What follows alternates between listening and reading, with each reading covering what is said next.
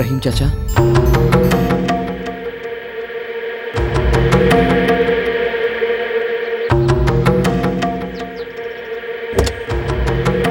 రహీం. క్షమించండి బాబు, మీరెవరో నాకు తెలియదు. రహీం, నేను కిషోర్ని. కిషోరా? ఎవరు బాబు మీరు? రహీం చాచా, నిజంగానే నేనెవరో నీకు తెలీదా? తెలియదు బాబు, నిజంగానే తమరెవరో నాకు తెలియదు.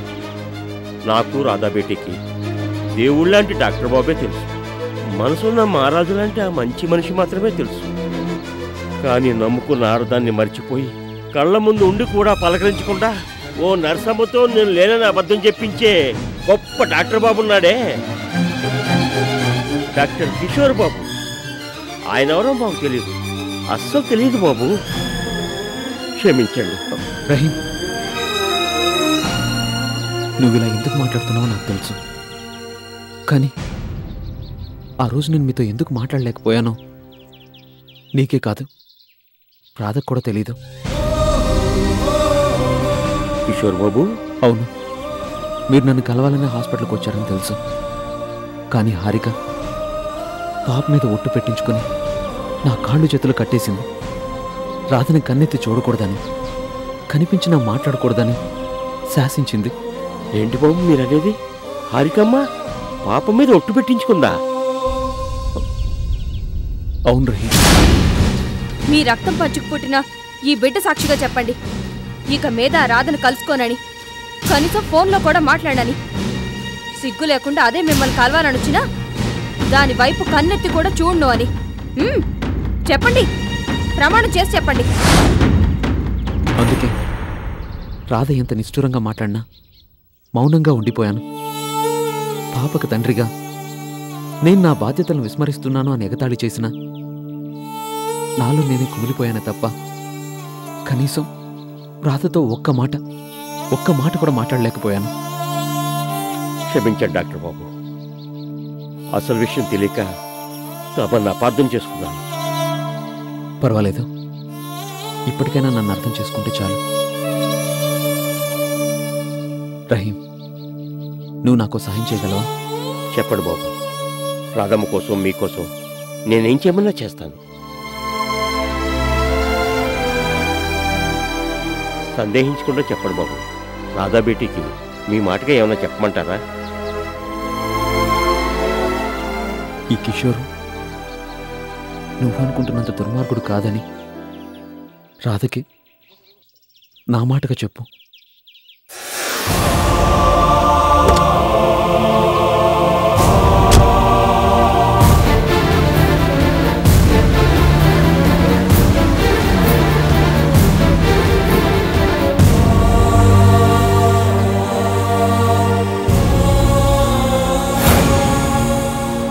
నాకు చాలా బాధేసిందమ్మా. చెట్టంత మగాడు కంటతడి పెట్టి ఈ కిషోర్ నువ్వు అనుకున్నంత దుర్మార్గుడు కాదు అనేసరికి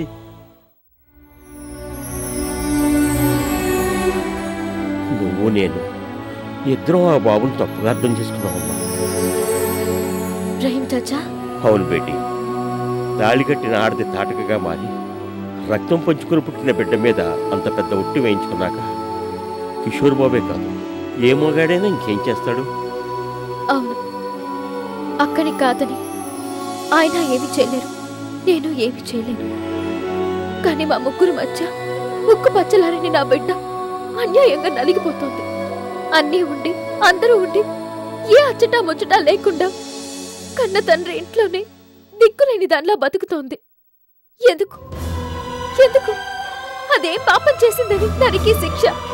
చెప్పు చెప్పు రహీం చాచా. బేటీ, అన్ని సమస్యలకి కారణమే పరిష్కారం చెప్తుంది అంటారు. అప్పటిదాకా నీ కన్నీళ్లను నీ గుండెలోనే దాచుకోక తప్పదు బేటీ.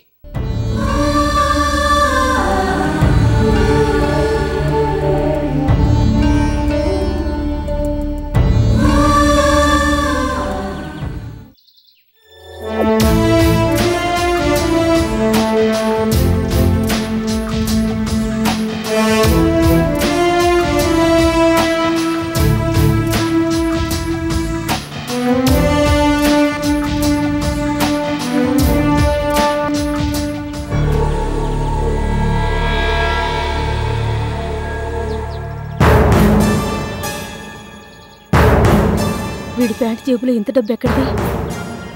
కొంప తీసి మళ్ళీ ఏదైనా పాడు పని ఏమైనా చేశాడా? దాసు! ఒరే దాసు! దాసు! దాసు! ఒరే దాసు! ఒరే లేరా? బా ఏంటే కమ్మగా నిద్రపోతుంటే? ఏంటిది?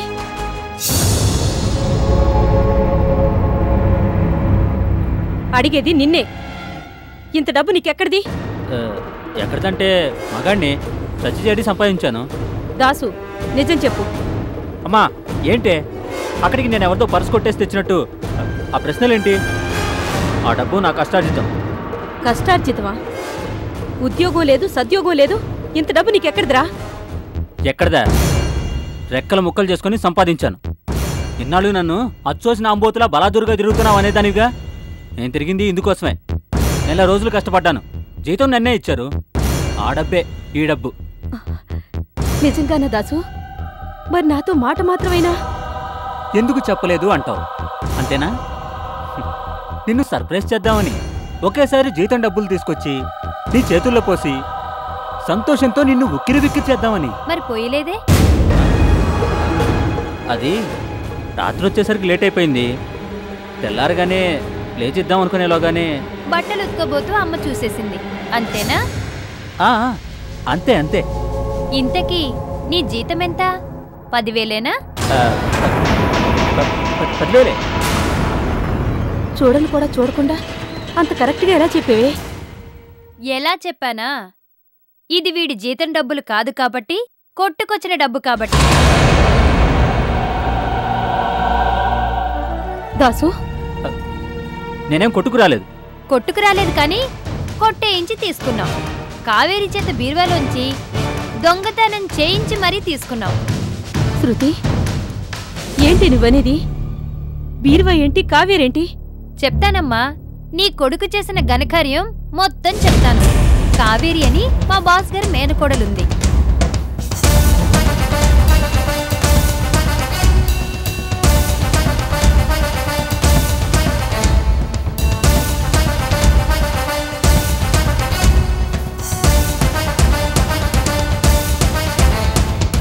ఇప్పుడు చెప్పరా, తన మావయ్య ఇంట్లోనే కావేరి దొంగతనం చేసి ఇంత డబ్బు నీ చేతికిచ్చిందంటే ఎందుకు? ఏంటి మీ ప్లాను? ఎవరిని చంపుదామని, ఎవరి కొంప ముంచుదామని? మాకు 1,00,000 అండర్స్టాండింగ్స్ ఉంటాయి. అవన్నీ నీకు చెప్పాల్సిన పని లేదు. విన్నావే? పెళ్ళయ్యి మొగుడికి దూరంగా ఉంటున్న కావేరితో నీ కొడుక్కి 1,00,000 అండర్స్టాండింగ్స్ అట. అవేంటో నువ్వైనా అడిగి కనుక్కో. దాసు ఏంట్రా ఇది? మళ్ళీ కొంప మీదకేం తేబోతున్నావు? ఎవరిని ఒక్కరోజు కూడా మనశాంతిగా ఉండనివ్వవా? ఇన్ని తెలుసుకున్న దాన్ని కావేరి ఆ డబ్బు నీకెందుకు ఇచ్చిందో తెలుసుకోలేననుకోకు. మా బాస్కి ఒక్క మాట చెప్తే నీ ప్లాన్ ఏంటో దాని ప్లాన్ ఏంటో క్షణాల్లో బయటపడుతుంది. చెప్పు, ఏంటి మీ ఇద్దరు ప్లాన్? ఏముంది, నిన్న ఇంట్లోంచి వెళ్ళగొట్టే ప్లాన్ చెప్పమని కావేరి నాకు 10,000 ఇచ్చింది. నన్ను వెళ్ళగొట్టమనా? ఏంట్రా దాసు, ఏంటిదంతా?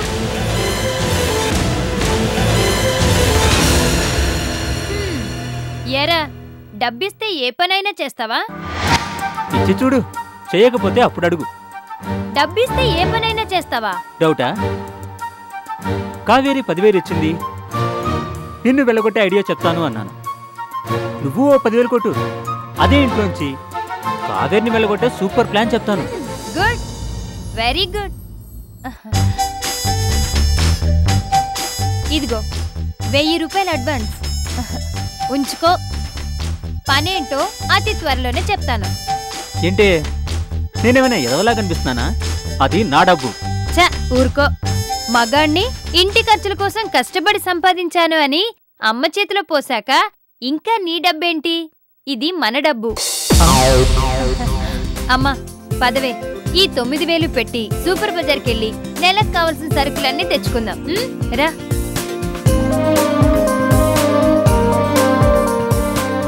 ఇదేంటి, నా డబ్బులోంచి నాకే అడ్వాన్స్ కొట్టి ఇంత షాక్ ఇచ్చింది?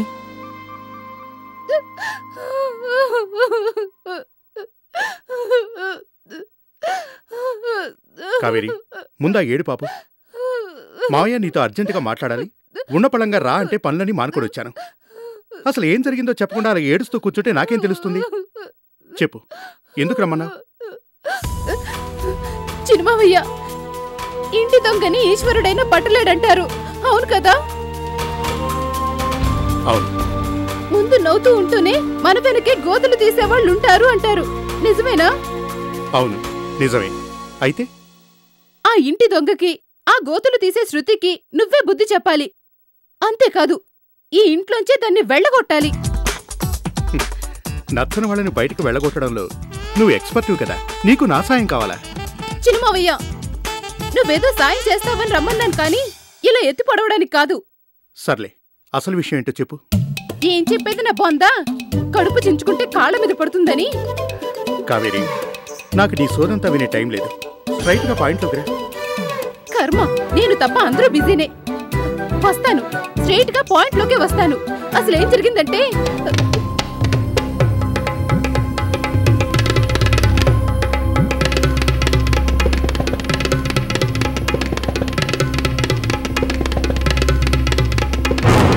అంతా విన్నావు కదా, ఇప్పుడు చెప్పు, నువ్వు ఆ శృతిని జైల్లో పెట్టిస్తావా లేదా? తప్పకుండా జైల్లో పెట్టిస్తాను. ముందు నిన్ను, ఆ తర్వాత దాసుగాన్ని. చిన్నమావయ్య, ఛీ, సిగ్గులేదు? అన్నయ్య నీ మీద జారిపడి ఇంట్లో ఉండనిస్తే ఇంట్లో బీరువాలోంచి 10,000 కొట్టేస్తావా? పైగా ఆ దాసుగాన్ని నమ్మి వాడేదో నిన్ను ఉద్ధరిస్తాడనుకుని ఆ 10,000 వాడి చేతిలో పోస్తావా? ఇంటి దొంగని ఈశ్వరుడైనా పట్టలేడు అంటారే, అది అక్షరాల నిజం. అసలు ఇంటి దొంగ ఆ శృతి కాదు, నువ్వు. ఏం కాదు, నేను 10,000 తీశాను. ఆ శృతే ఇంకో 10,000 నొక్కేసి మావయ్య ముందు నన్ను దోషగా నిలబెట్టింది, తల దించుకునేలా చేసింది. మంచి పని చేసింది, నీకు బుద్ధొచ్చేలా చేసింది.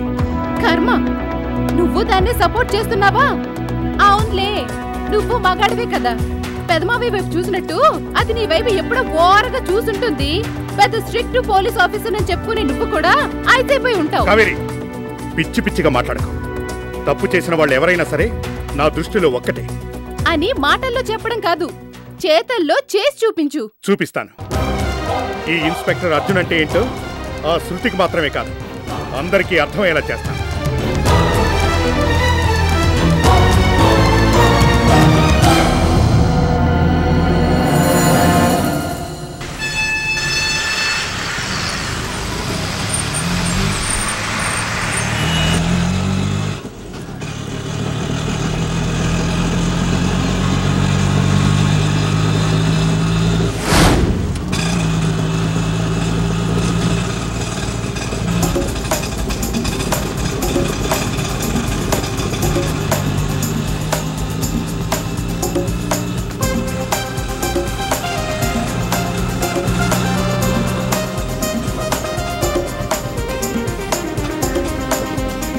ఏంటి సార్ ఇక్కడ బీటేశారు?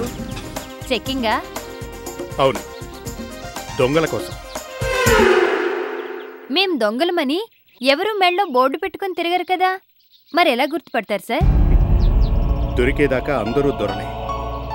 గుట్టు బయట పెడితే తెలుస్తుంది దొరలెవరు, దొంగలెవరు. ఆ గుట్టే ఎలా బయటపడతారు సార్? మనుషుల్ని చూసా, మనసుల్ని చూసా? కళ్ళను చూసి. తప్పు చేసిన వాళ్ళు సూటిగా కళ్ళలోకి చూడనూ లేరు, తడబడకుండా జవాబు చెప్పనూ లేరు. అయితే సూటిగా మీ కళ్ళల్లోకే చూస్తున్నాను, మీతో తడబడకుండా మాట్లాడుతున్నాను. నా పేరు శృతి, హైట్ 5.4, వెయిట్ 47, చదివింది బీకామ్. ఇక నా క్యారెక్టర్ కామ్గా ఉండను, వసపిట్టెలా వాగుతూనే ఉంటాను. ఐఎమ్ 20+, ఇంకా పెళ్లి కాలేదు. ఇప్పుడు చెప్పండి, నేను దొరనా దొంగనా? Miss Shruti, don't try to be smart. నీ చూపులతో పడగొడితే పడిపోవటానికి నేనేమీ ఆనందని కాదు. ఓ, మీరు ఆ రూట్లో వచ్చారా? ఎస్, మీరు వెళ్తున్న రూట్ రాంగ్ రూట్ అని చెప్పడానికి వచ్చాను. థ్యాంక్స్. నేను ఏ రూట్లో వెళ్తున్నా గమ్యం తెలిసే వెళ్తున్నాను. అందుకేనా ఆనంద్ ఇంట్లో సెటిల్ అయిపోయారు? పర్సనల్ సెక్రటరీని కదా, తప్పులేదనుకుంటాను. తప్పు చేసే ప్రతి వాళ్ళు ఇలాగే సమర్థించుకుంటారు. అఫ్ కోర్స్, అవసరం కదా. ఆ అవసరం పేరు డబ్బే కదా. ఎంతకి పణంగా పెట్టదలుచుకున్నారు? అదే మిమ్మల్ని మీరు ఎన్ని లక్షలకి పణంగా పెట్టదలుచుకున్నారు? Mister Arjun! No, call me inspector Arjun. ఏ నిజం కదా? మీరు ఆనంద్ ఇంట్లో చేరింది ఎందుకు? అదినంతా నొక్కేయడానికేగా? అబద్ధం. కాదు, నిజం. కావేరి నాకంతా చెప్పింది. తన అవసరం కోసం కావేరి బీరువాలోంచి 10,000 తీసుకుంటే మీరు 20,000 కనిపించడం లేదని ఆనంద్తో చెప్పారంట. అంటే ఏంటి అర్థం? ఆఫ్టర్ ఆల్ 10,000 కోసం కక్కుర్తి పడతారా? ఇంతగా దిగజారిపోయి ప్రవర్తిస్తారా? మీరు మీ బాస్ ముందు గుడ్డు అనిపించుకోవడానికి కావేరిని బ్యాడని చిత్రీకరిస్తారా? అయ్యిందా మీరు లెక్చర్ ఇవ్వడం? ఇన్స్పెక్టర్ అర్జున్, నాణ్యానికి ఒకే వైపు చూస్తూ నాకంతా తెలిసిపోయింది అనుకోవడం భ్రమ. అవును, భ్రమే. ఇన్నాళ్ళు మీ గురించి ఆ భ్రమలోనే ఉన్నాను. నాణ్యానికి ఒకే వైపు చూస్తూ ఆ భ్రమలోనే. ఆగిపోయారే? ఆ భ్రమలోనే? ఆ భ్రమలోనే మిమ్మల్ని.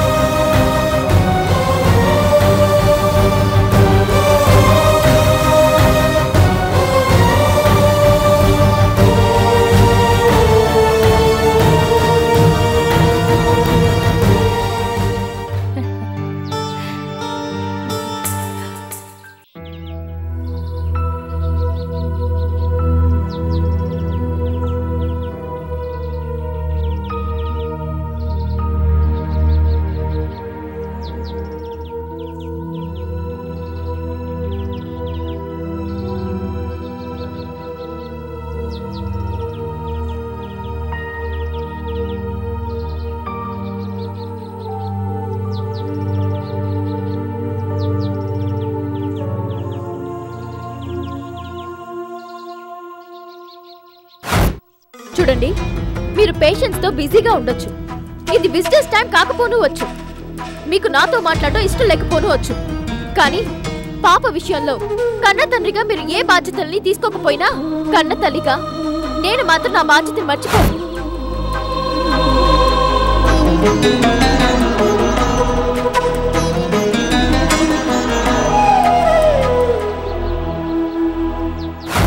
మిమ్మల్ని డిస్టర్బ్ చేయడానికి కాదు, బిజీ టైంలో వచ్చి బోర్ కొట్టించాలని కాదు. రేపే పల్స్ పోలియో డే, గుర్తుంటుందనుకుంటారు.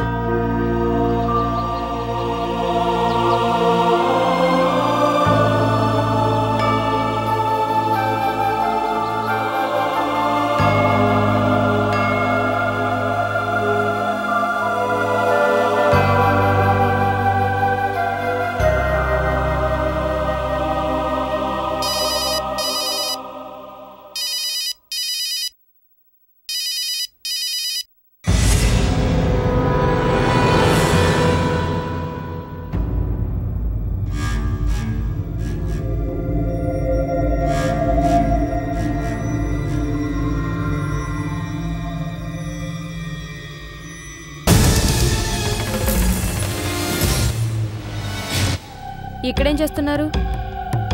ఏం లేదు, ఇలా ఉయ్యాల మీద కూర్చుని బయటికి చూస్తుంటే ఎంతో బాగుంది కదా? అవును, చాలా బాగుంది. వేడి వేడి కాఫీ తాగుతూ కూర్చుని చూస్తే ఇంకా బాగుంటుందేమో. అవును, ఇంకా బాగుంటుంది.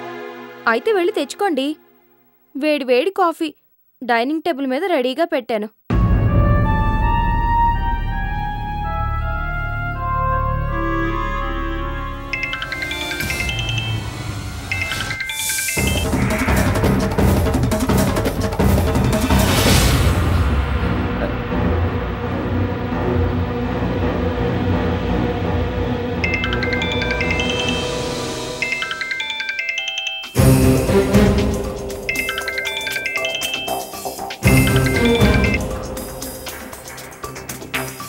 ఎవరు? అది ఏదో రాంగ్ నంబర్లో. రాంగ్ నంబరా? మళ్ళీ మళ్ళీ రాంగ్ నంబర్కి కాల్ చేస్తున్నారా? అది ఈ మధ్య రాంగ్ నంబర్స్ ఎక్కువైపోయాయి. అవునవును, ఈ మధ్య రాంగ్ నంబర్స్ బాగా డిస్టర్బ్ చేస్తున్నాయి. ఆ ఫోన్ ఇవ్వండి. ఈసారి వాళ్ళు ఎవరో కానీ ఫోన్ చేస్తే కరెక్ట్ ఆన్సర్ నేను చెప్తాను. ఏంటి అలా చూస్తున్నారు? వెళ్ళి కాఫీ తెచ్చుకోండి. వెళ్ళండి.